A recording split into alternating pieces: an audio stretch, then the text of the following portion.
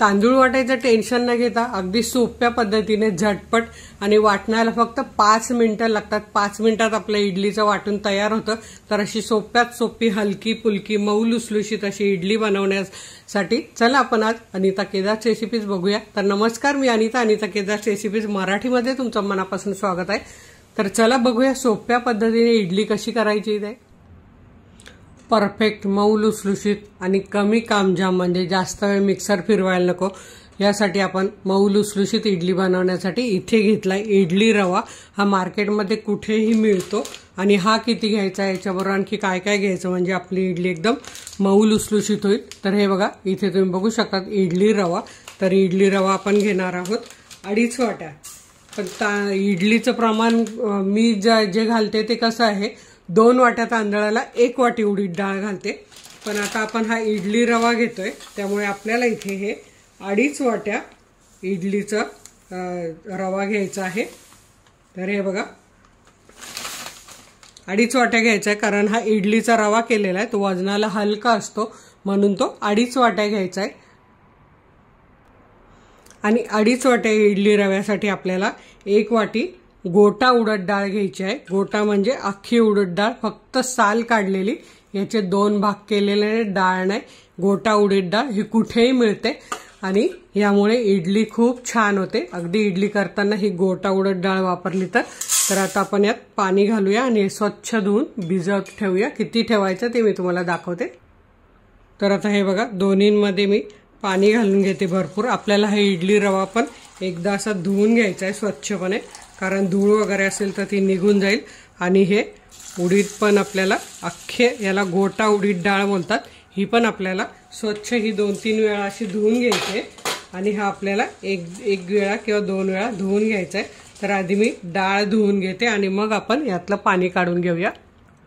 आता ही बघा आपण ही उडीद डाळ 3 वेळा धुवून घेतली आणि भरपूर पाणी ठेवून भरपूर पाणी घालायचं आणि भिजत घालायची।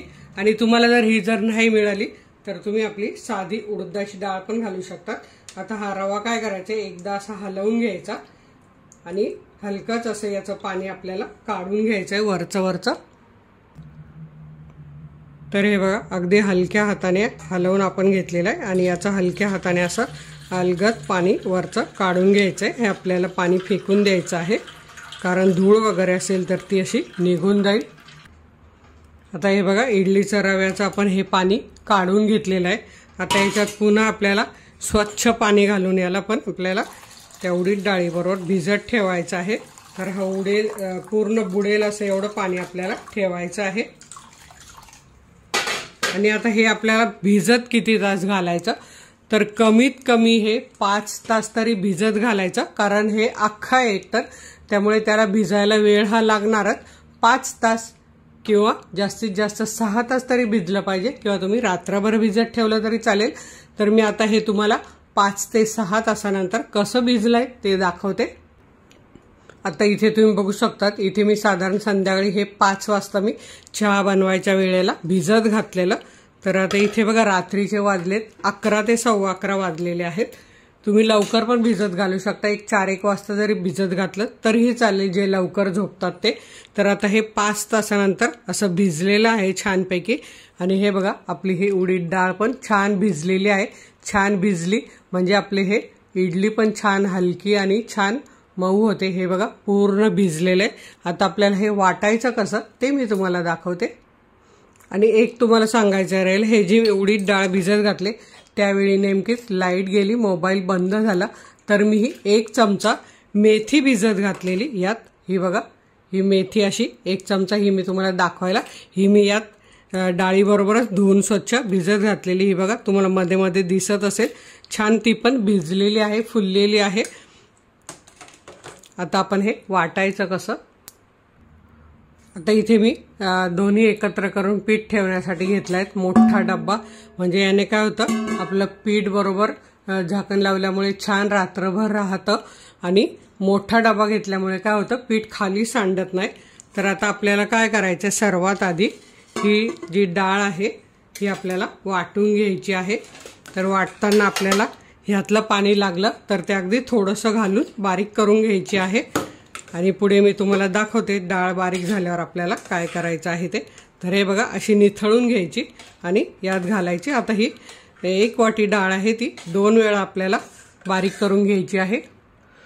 अर्धी डाळ मी यात घालून घेतली। यात असं थोडंसं पाणी घेते 1 चमचाभर आणि छान बारीक वाटून घ्यायची आपल्याला। आता इथे तुम्ही बघू शकतात आपली डाळ एकदम बारीक मस्त छान अशी वाटून झाली आणि पाणी जास्त घालायचं नाही, पीठ पातळ झालं तर इडली फुलणार नाही। तर हे बघा अशी घट्ट। आता आपल्याला काय करायचंय, ह्या इडली रव्यातलं पाणी आधी काढून घ्यायचं आणि पुढे काय करायचं ते मी दाखवते। असं अलगद पाणी काढून घ्यायचं म्हणजे आपला रवा त्यात आला नाही पाहिजे। अगदी हळूवारपणे काढलं तर छान असं पाणी निघतं यातलं। हे बघा, या आधी पण मी इडली दाखवलेली उकडे तांदूळ वापरून, ती सुद्धा इडली अगदी मऊ छान होते। तुम्हाला अगदी सोडा किंवा इनो काहीही घालायची गरज वाटत नाही। आता हा इडली रवा असा जाड असतो, तर ती इडली जर तुम्ही मोडली तर अशी भुगा भुगासारखी होते, तर तशी न होऊ द्यायची आपल्याला। तर त्यासाठी आपल्याला काय करायचंय, हे 3-4 चमचे मिश्रण या भांड्यात टाकायचंय।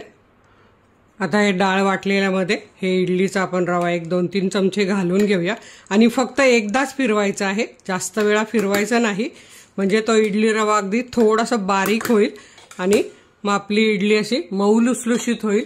अशी अगदी रवा म्हणजे भुसभुशीत होणार नाही, नाहीतर भुसभुशीत झाली तर ती इडली संध्याकाळी तर तुम्ही असं त्याचा भुगा भुगा असा केला तर होतो।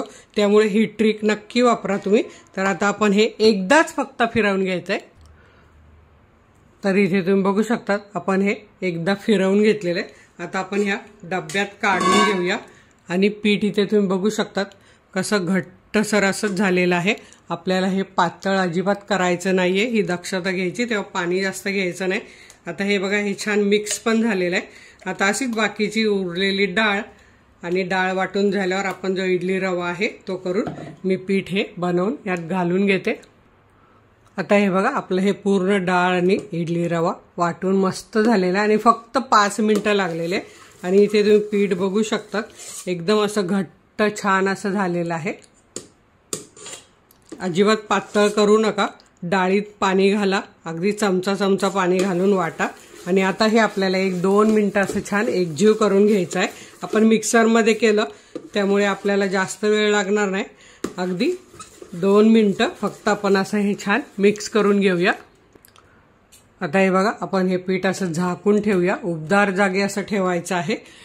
जर तुमच्याकडे थंड असेल तर तुम्ही त्याला एक शाल वगैरे लपेटून ठेवा। आता आमच्याकडे मुंबईत गरमीच आहे त्यामुळे मी इथे असंच किचनच्या ओट्यावर ठेवणार आहे। तर उद्या आपण भेटू पीठ कसं झालं आणि इडली कशी बनवायची ते। तर हे बघा रात्रभर झालेलं आहे आणि सकाळी 10 वाजता मी बघते, तर हे बघा आपलं पीठ केवढं फुगलेलं आहे, अगदी डबलने झालेलं आहे। तर मी तुम्हाला हे हलवून पण दाखवते, किती छान झालेलं आहे तुम्ही बघू शकतात। आणि ही बघा एकदम अशी जाळी आलेली आहे, त्यामुळे आपली इडली अशी हलकी फुलकी होणार आहे। बघा मी तुम्हाला जवळून दाखवते, खूप छान पीठ झालेलं आहे। असं पीठ झालं पाहिजे, त्यामुळे इडली आपली खूप हलकी फुलकी आणि छान होते। तर आता तुम्हाला यातलं किती घ्यायचं ते तुम्ही घेऊ शकतात, पण माझ्याकडे तर पूर्णच लागणार आहे, त्यामुळे मी या सर्व पिठात मीठ टाकून घेते आणि पीठ छान आंबलेलं आहे त्यामुळे मीठ सर्व पिठात टाकून घ्यायचं, म्हणजे जरी आपण फ्रीजमध्ये ठेवलं तर हे जास्त आंबत नाही पीठ, त्यामुळे इडली आंबट लागत नाही। त्यामुळे मीठ आपण सगळे एकदाच घालून घेऊया। आता मी ते स्टीमरमध्ये पाणी घेतले, ते गरम करायला ठेवते। आता ह्या पिठात चवीप्रमाणे आपल्याला मीठ घालून घ्यायचे, साधारण 1 टेबलस्पून मीठ बस होणार आहे। आणि आता हे अगदी हलक्या हाताने आपल्याला असं मिक्स करून घ्यायचं आहे। आता इथे मी इडली प्लेटला तेल लावून घेतलं आहे, 2 प्लेट आहेत, दोन्ही प्लेटला मी तेल लावून घेतलंय। आता आपल्याला यात चमचा बॅटर घालून यात घालून घ्यायचं आहे आणि खूप हलक्या फुलक्या झटपट अशा इडल्या तुम्ही अगदी मुलांना टिफिनला पण देऊ शकतात किंवा नाश्त्याला पण देऊ शकतात। तर हे बघा असं सगळ्या याच्यात थोडं कमी भरायचं म्हणजे इडली आपली फुलेल छान, त्यामुळे तिला जागा मिळेल।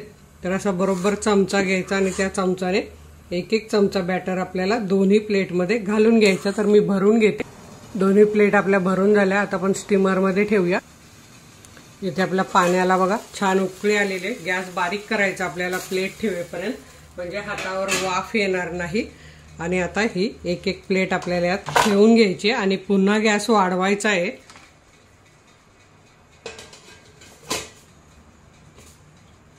तर हे बघा दोन्ही प्लेट मी ठेवून घेते। याचे होल असे ह्या इडलीवर आले पाहिजे वरच्या याचे, म्हणजे हे बघा त्यामुळे त्याला वाफ मिळते। आणि आता गॅस मध्यम करून हाय मीडियम करून आपल्याला ह्या 10 ते 12 मिनिटं वाफ देऊन घ्यायचे आहेत। 10 मिनिटांनी चेक करायचं, जर झाली असेल तर गॅस बंद करायचा आणि मग आपण काढून दुसऱ्या इडल्या लावू शकतो। तोपर्यंत मी तुम्हाला झटपट अशी मस्त टेस्टी आंबट गोड तिखट अशी चटणी दाखवते।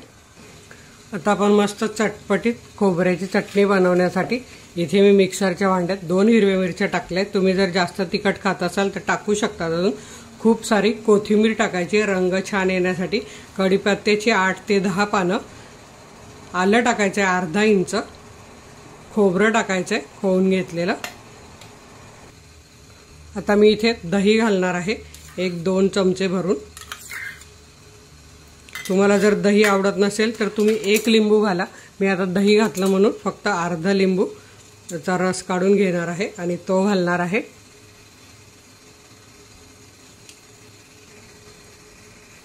इथे भाजलेली फुटाण्याची डाळ 2 चमचे घेतलेली आहे मी। चवीप्रमाणे आपण घालूया मीठ, एक अर्धा चमचा मीठ बस होणार आहे आणि 1 चमचाभर साखर। आणि आता आपल्याला हे बारीक करून घ्यायचंय, लागलं तर थोडंसं पाणी घालूया। तरी बघा मस्त आंबट गोड तिखट आपली चटणी झालेली आहे। रंग किती सुरेख आलेला आहे कोथिंबीर घातल्यामुळे। अजून जरी कोथिंबीर घातली तरीही चालेल आणि खूप छान अशी चटणी ही तुम्ही नक्की कशाबरोबरही बनवत जा, खूप छान होते। तर इथे चटणीसाठी आपल्याला तडका बनवायचा आहे। तडका पॅनमध्ये मी 1 चमचा तेल गरम करून घेतलेलं आहे, त्यात अर्धा चमचा मोहरी घालूया। ही बघा मोहरी छान तडतडली पाहिजे। अर्धा चमचा जिरं घालायचं आपल्याला, जिरंही छान फुलवून घ्यायचं आणि 1-2-3 कढीपत्त्याची पानं धुवून सुकवून घ्यायची, ती घालायची। छान सुगंध येतो, आपण वाटणात घातलेली आहे। आणि आता हे तडका आपल्याला याच्यावर घालून घ्यायचा आहे। अशी फोडणी दिलेली चटणी खूपच छान लागते, तुम्ही एकदा नक्की करून बघा।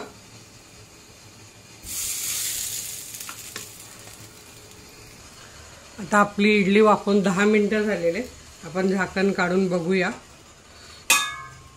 अरे बघा झाकण काढलंय, इडली बघा किती छान फुगलेली आहे। मी तुम्हाला जवळून दाखवते, किती छान टम्म फुगलेली आहे। आता आपण ही काय करायची, अशी मध्ये चेक करून बघायची। सुरीला जर बॅटर लागला तर हे बघा एकदम क्लीन सुरी निघालेली आहे। तर आता आपण ह्या प्लेट बाहेर काढून घेऊया आणि थोडं थंड झाल्यावर मी तुम्हाला काढून दाखवते। तर आपल्या इडल्या आता इथे थंड झालेला आहे। आता थंड झाल्यावर आपण या सुरीच्या अशा मागच्या ह्या गोल भागाने काढून घ्यायच्या आहेत, म्हणजे अगदी इडली अगदी छान निघते सहज। आणि इथे तुम्ही बघू शकतात एकदम अगदी काढता काढता इतकी सॉफ्ट लागते आहे। जाळी बघा किती छान पडलेली आहे आणि एकदम मऊ। मी एक तुम्हाला तोडून पण दाखवते, ही बघा खूप मऊ आणि एकदम सॉफ्ट झालेली आहे। तर याच पद्धतीने तुम्ही इडली नक्की करून बघा।